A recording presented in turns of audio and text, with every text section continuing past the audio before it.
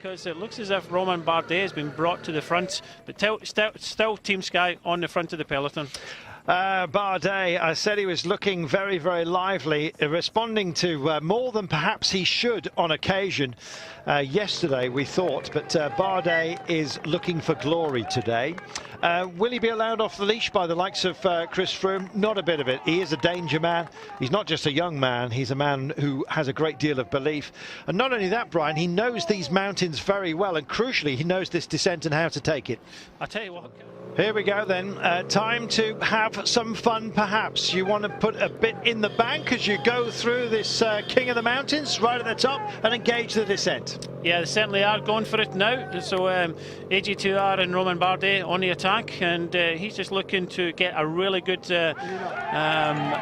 over the top first onto this corner, and he wants to be on the descent first. Almost shoulders the air bridge there. He wants to be on the descent first because he knows that there's some pretty handy descenders of this. Now watch Nibali. He'll start to just make his way down the mountain, and I suspect he may well catch Bardet halfway down. The motorcycles are going to have to be pretty clever today because there's a lot of gravel around here, and it's a bit of like a patchwork quilt, as you can see. And you can also see that Bardet is catching the motorcycle. He's got to get the hell out of there because Bardet can take these corners quicker than he can, and he suddenly realizes and winds it up, cranks it away, so it would be a distance picture that you get of Bardet as he starts to take these corners. Good work by him and a good attack point which he's engaged. See, the problem is he wanted to be on this descent first. It means that he knows this descent. He's already done it in training. He's looked at it.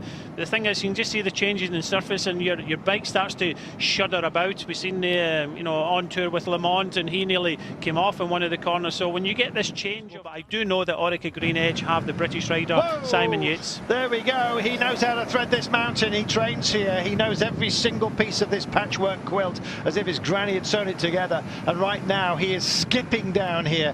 Check out Bardet. He's on a mission, and not even Nibali fancies this one, for goodness sake. He's a man who can descend like a good one, and even Bardet, well, maybe he goes wide because he knows exactly what this corner demands, and he does. Surely that barrier's got to be a test, and he sails so close to it, giving the almost vertical, keeping the bike frame vertical as he went through that corner. That was a clever piece of riding by Bardet, and clearly big piece of knowledge as well. Let's see how closely everybody else follows the Bardet line through there. Can't quite keep up with it, and the motorcycle just needs to get away from these guys. Goodness me, what a descent this is. Well, a lone rider can take this a lot better than anybody who happens to be two up, as they say, side by side. Even Bardet at the moment is finding some of the gravel which has been kicked out. They repair the surface. We were hoping it was going to be a little bit better than this. They repair the surface occasionally, and when they do, especially if it's in a sun area, they basically lay tar down and then sprinkle gravel. It gets kicked out towards the sides of the road by traffic, basically. The tyres just squeeze it over. Unfortunately, it means that if you take a corner very wide, you can get a very unstable surface to ride upon, and for the time being Bardet is away here. He's getting an increasing distance over them. 22 seconds now, Brian. Well, you can see the difference. Bardet taking all the risks, and fingers crossed he's going to stay upright on this descent. He obviously knows it well, and was confident at the top to take it on from the front. Team Sky just easing up. They're actually taking some foot on in the descent, which is very important. Just waving behind, slow down, slow down. I can't see this gap coming down. In fact, I think it will go up the whole way down to the bottom of the descent. And the man who's leading everybody, and now by a margin of 26 seconds, is Bardet. They won't be at the bottom of this descent until the ticker says 6, so they've got 11 kilometres remaining, and already he's found 27. He's found 27 in about the last 6. This guy is on an absolute mission. 28 seconds now. The thing is, he's taking the risks, and Team Sky are not going to take any risks whatsoever. They've got the bigger picture of making sure Chris Froome is safe, and if Chris Froome gets down to the bottom of this climb in one piece, then they'll be happy with that. So they're allowing Bardet. They're not really kind of chasing him down. They want to get to the bottom of this climb. Everybody right now, and Bardet, he knows this area. Not only that, he's had the demeanour of a man who's actually on a leash over the last few days. He's been like a little pit bull, to be honest. Whenever he's seen any opportunity, he's been snarling and grasping at it, desperate to go. His team have been holding him back. Well, they're not holding him back any longer. They've just told him to go for it, and he is absolutely flying down this descent. As soon as it starts to kiss, he could attack all the way to the line today. Very possible. This climb is 6.2 kilometres, as we said. He's going to be on his own, and you know, you've got to remember that Sky do have 3 riders with Chris Froome, so they'll want to try and you know, take some time back for Chris Froome. So I expect that we're going to see this gap coming down. It's how much time he's going to come off the descent with. He's still trying to eat, as we said. It's very important. A stage race, he has to eat, and you know, they're not getting a lot of time to be able to do that, especially when he's pushing on. To be honest, he went through a right-hander there and grabbed a gel. He straightened the bike up and put it in his mouth. Both hands back on for the left-hander, and now he's trying to get into the foil and then just get down the rest of this mountain. But he's still pulling away. 33 seconds. Being out there and on your own, especially when you're familiar with the descent, counts for an awful lot, doesn't it? It does. It's you know, 15 kilometres to go. It's the kilometres are passing by now. Still a long way to go in this descent, as we said. The climb, this respect, but Bardet just throwing caution to the wind, really ripping into this. Obviously knows every inch of this descent and putting more and more time in the further we get down. That curve said it all. He knew how the curve was going to open up for him, and he played it dead centre, knowing that he would have all the right axis going in. Off camber there, out towards, just spat towards the mountain. That's going to be a danger point for somebody who doesn't know. Off camber means the road shelves away the wrong way, doesn't offer you up any banking as you go round the corner, and he's using every inch. He's just brushing the verges every single time here. He looked very shaky on one of the curves, and I was thinking, my goodness, he looks a bit frightened. And then when he came out of it, he'd taken it absolutely perfectly on the escape, and it's 43 seconds now.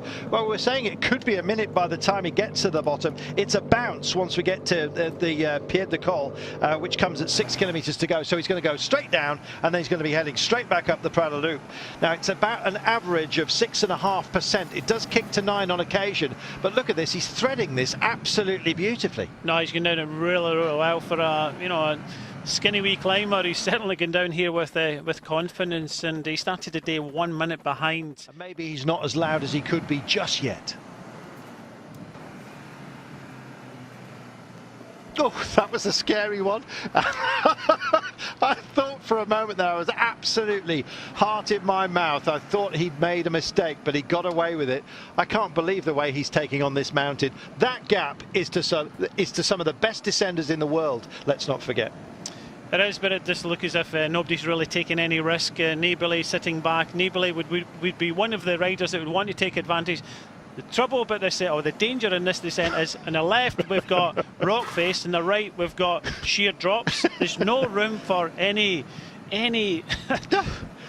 mistake whatsoever. Do you know what? The motorcycle is doing a fantastic job. Normally we'd have a long shot here from a helicopter, and at the moment this motorcycle is doing a sterling job. There you go. Just tighten everything up as you come through here. These kinds of favours when it comes to the King of the Mountains competition as well.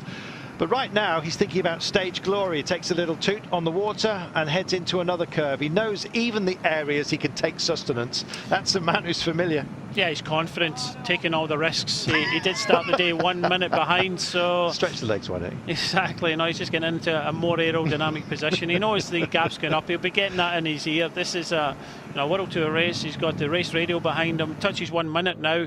The peloton's still pretty much all together. I thought there might have been some splits, but it does look as if it's been a good job from Wout Poels, not taking any risks, and the GC contenders want to get to the bottom of this climb in one piece. Well, benchmark is a minute for 10 kilometres, so he's going to have more than a minute with 6Ks to go by the time he reaches the final climb. Normally you sort of scrub that rule of thumb. It's normally on a sort of flat or rolling day, unless you've got a climber, and we've got a climber here in Romain Bardet, and not only that, this is his playground. Yeah, exactly, a descender as well. Oh my goodness, 9.5 to go. So any advantage in calling for his team to bin themselves when they've got Vercors tomorrow. Plenty of climbing there. And Mont Blanc still to come, where he believes he's got the beating of Bardet. Bardet's odds, even overall, are going to shorten dramatically if he takes today's stage and has it by a decent margin. He comes into today in a healthy place, a minute down overall. Now that's courtesy of his team time trial. Wasn't a great team time trial, but you can make amends within the mountains, and right now he is our virtual leader on 1 minute and 7 ahead of the field. And so Bardet is in the yellow jersey just for now, and I think he's in the bird seat as well as he heads up this mountain in 2.6 kilometers time, provided he makes it. Little error there, drives out of the corner, still though pedaling on. Let's have a look. We've caught it. Hey, big lockup at the back, shimmy shimmy. Do not get yourself a puncture at a moment like this, and if you get into the gravel at the side of the road, then that beckons. Takes this curve as well. There is his speed undiminished, drives through the next one. He's finding it once again. Little bit of a wake-up call. Lucky for him coming late in the run. If he'd had a moment at the top, maybe that gap wouldn't be 1:12. Yeah, you don't know these things, but he's pushing out the advantage all the time in this descent. He's not the only person that lost it in the descent. If everybody's been watching Le Mans on tour, but everybody in the peloton just hoping that they get down to the bottom of this descent in one piece. And just to our team, that if he does take the stage, and if he does take that yellow jersey, I'm not too sure that he's got a strong enough team to hold on to it, because Perrault has already been distanced. Does look as if Reblom was in the breakaway. He's been shot out the back. I don't think they've got a strong enough team, because the rider that was right up there with them looked as if that was Villermois. So he is the only rider that was in that group behind. You're loving this at home. Leslie Haynes says, I don't want to watch, but I can't not watch. This is amazing. Nick Colclough says, the descent on today's Dauphine, hair-raising. I'm nervous just watching it. Saf says, Bardet's descending. Treble exclamation mark. Wow. Holding my breath, says Emma. This descent is scary, says Ian. Loads of you absolutely loving this. Not as much as Bardet, that's for sure. Down or shortening by the moment, not only for the Dauphiné, but I'll be bound some of you are now fancying him perhaps for the Tour de France. Certainly this stage, you just watch, he'll be extremely short odds when this stage is repeated on the Tour de France. We remind you, a race you can keep in touch with. Unrivaled coverage here on Eurosport. I'm very much looking forward to it. I'll be in the company of Sean Kelly, of course. Today it's Brian Smith, and the pair of us are having fantastic fun watching Bardet. He's 500 metres or so from the bounce. Yes, left-hand turn, and it'll be straight uphill, 6.2 kilometres, 6.5 average. So he's off the descent and onto the ascent now. There we go. It wasn't even there. It wasn't even 500 metres. He's now climbing, and he's climbing for home. 1,020,000.